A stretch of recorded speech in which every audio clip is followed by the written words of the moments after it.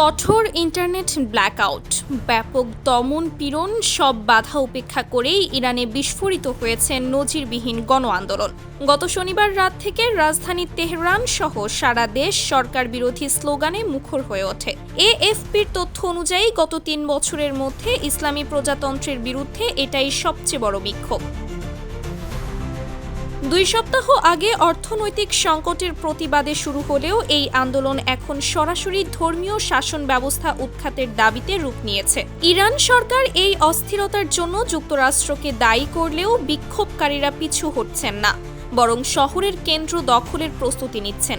মানবাধিকার সংস্থাগুলোর দাবি, দমন অভিযানে নিহতের সংখ্যা ছাড়িয়েছে ৫১। নিহতদের মধ্যে রয়েছে শিশুরাও। অ্যামনেস্টি ইন্টারন্যাশনাল বলছে, নিরাপত্তা বাহিনী বেআইনিভাবে প্রাণঘাতী অস্ত্র ব্যবহার করছে।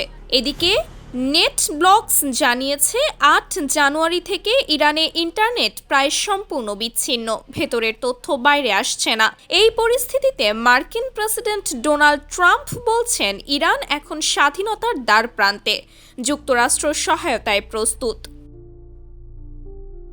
নিউ ইয়র্ক টাইমসের দাবি, সম্ভাব্য সামরিক বিকল্প নিয়েও ট্রাম্পকে ব্রিফ করা হয়েছে। তেহরানের বিভিন্ন এলাকায় আতশবাজি, হাঁড়ি পাতিল বাজিয়ে প্রতিবাদ চলছে।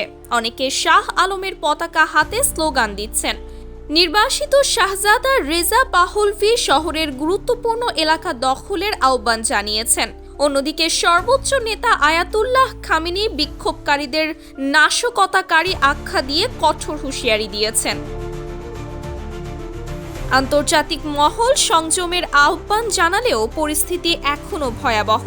ইন্টারনেটহীন, নিরাপত্তাহীন ইরানের মানুষ বলছেন, এই লড়াই মুক্তির জন্য প্রয়োজনীয় মূল্য। Sumaiya Snigdha, news desk, daily our Bangladesh.